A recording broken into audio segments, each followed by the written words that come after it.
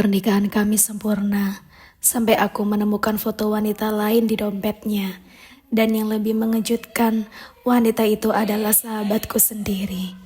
Pagi itu seperti biasa, Raka mencium kening Nadira sebelum berangkat kerja. Hangat tapi hambar, tak ada tatapan mata, tak ada pelukan, hanya rutinitas kosong yang terus berulang. Nadira berdiri di ambang pintu, mengenakan daster lusuh dan rambut yang tergulung seadanya. Ia memandangi mobil suaminya yang melaju menjauh. Di matanya ada rindu yang tak lagi tahu harus diarahkan kemana. Setiap hari seperti ini, Nadira menyiapkan sarapan yang membersihkan rumah dan menunggu suami yang semakin jauh secara batin. Meski tubuhnya tetap pulang ke rumah, tapi malam kemarin berbeda. Saat mencuci baju Raga, ia menemukan sehelai tisu dengan lipstik merah terlipat rapi di saku celana. Nadira tidak pakai lipstik merah. Tangannya gemetar.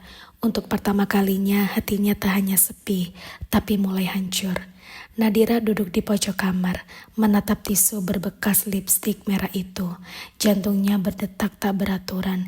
Ia ingin menyangkal, ingin percaya pada waktu itu mungkin tisu orang lain. Tapi naluri berkata lain. Raka pulang larut malam, seperti biasa. Wangi parfum asing masih menempel di bajunya. Nadira memperhatikannya diam-diam dari balik pintu kamar. Memerhatikan gerak-geriknya, mencoba menangkap kebohongan di wajahnya. Maaf rapatnya lama, ujar Raka dengan singkat, lalu berlangsung menuju kamar mandi. Nadira tidak menjawab, hatinya ada gejolak yang mulai tumbuh, antara ingin mengkonfrontasi atau terus berpura-pura tidak tahu. Saat Raka tertidur, Nadira mengambil ponsel suaminya. Tangannya gemetar saat membuka pesan-pesan yang disembunyikan. Di sanalah ia melihatnya, foto-foto emoji cinta dan nama yang membuatnya tercekik. Sayang Via. Dunia Nadira runtuh tanpa suara. Ia menutup mulutnya, menahan tangis yang nyaris meledak. Keesokan paginya, Nadira mensikap seperti biasa. Ia tetap menyiapkan sarapan, tetap mencium tangan Raka saat pamit kerja, tapi semuanya palsu dan matanya sembab tertutup bedak tipis. Dalam hatinya, peran mulai pecah.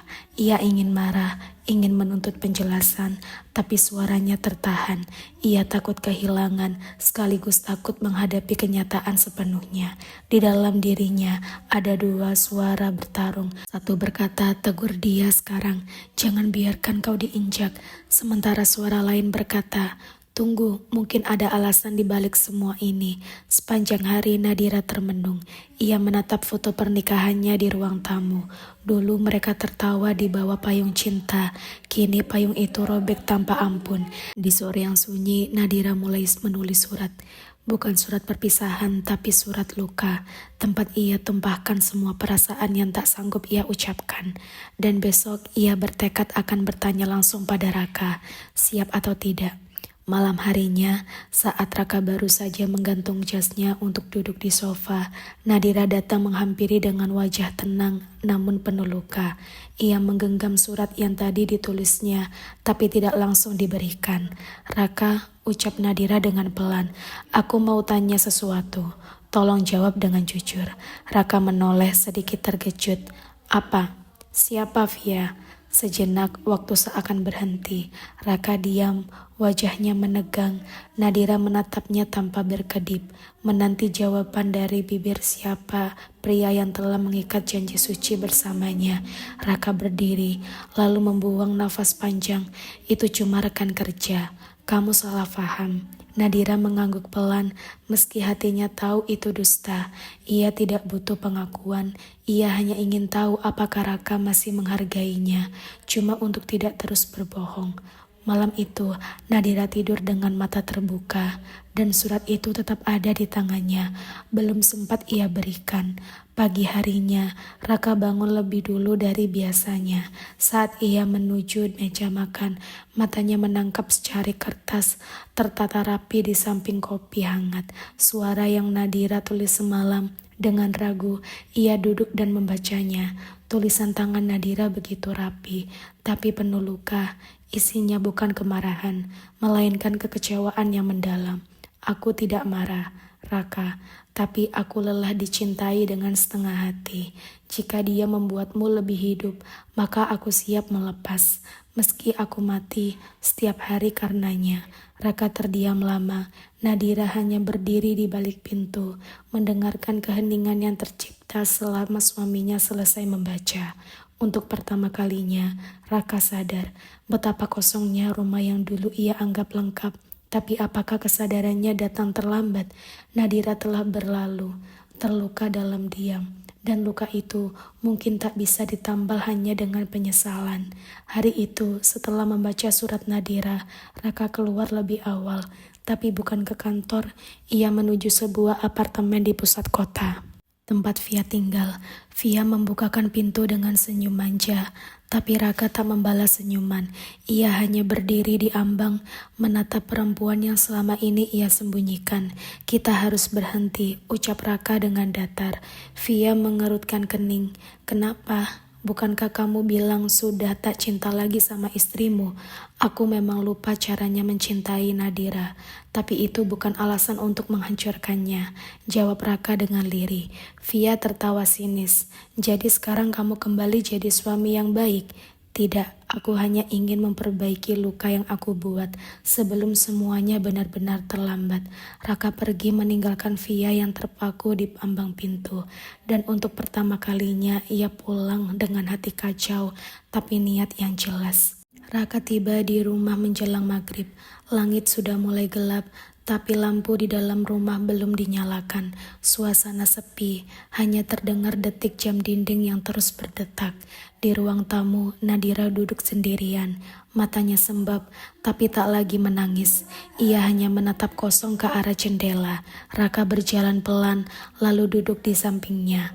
Hening panjang menyelimuti mereka. Aku udah putus hubungan sama Via, ujar Raka dengan lirih. Nadira tak bereaksi, tak kaget, tak marah, seolah hatinya sudah beku.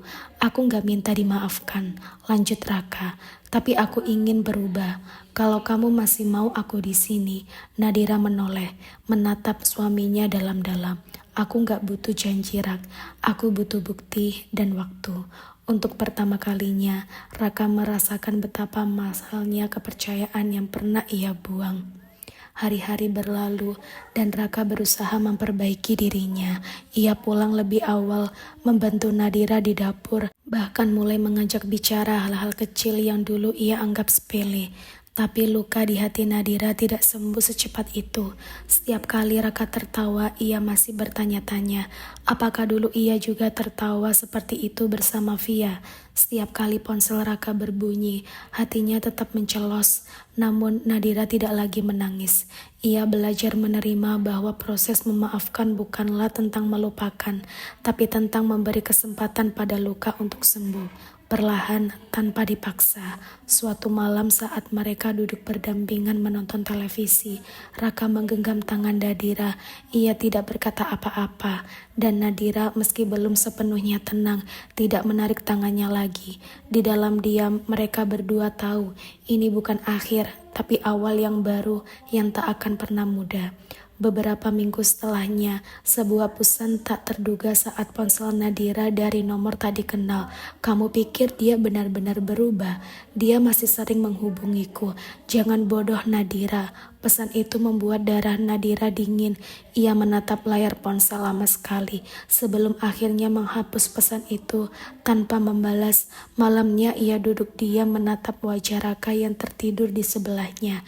Dalam pikirannya, pertanyaan berputar, apakah ia sedang diperbodoh lagi? Apakah semua ini hanya topeng baru?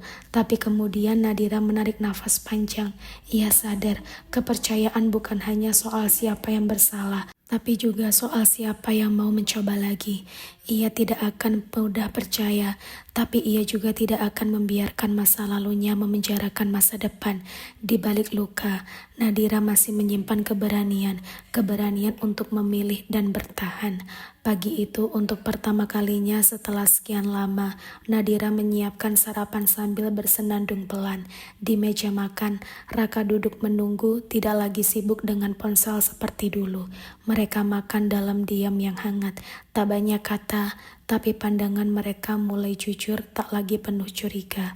Sebelum Raka berangkat kerja, Nadira berkata pelan, "Aku belum sepenuhnya pulih, tapi aku mau mencoba bersama kamu." Raka memeluk Nadira erat, tak ada janji manis, hanya pelukan penuh rasa bersalah dan harapan. Hari-hari mereka tak akan mudah, luka tak akan hilang secepat itu, tapi kini mereka memilih untuk tetap di kapal yang sama, meski badai pernah datang, meski layar pernah dirobek. Karena kadang cinta bukan tentang siapa yang paling sempurna, tapi tentang siapa yang bersedia memperbaiki meski pernah salah.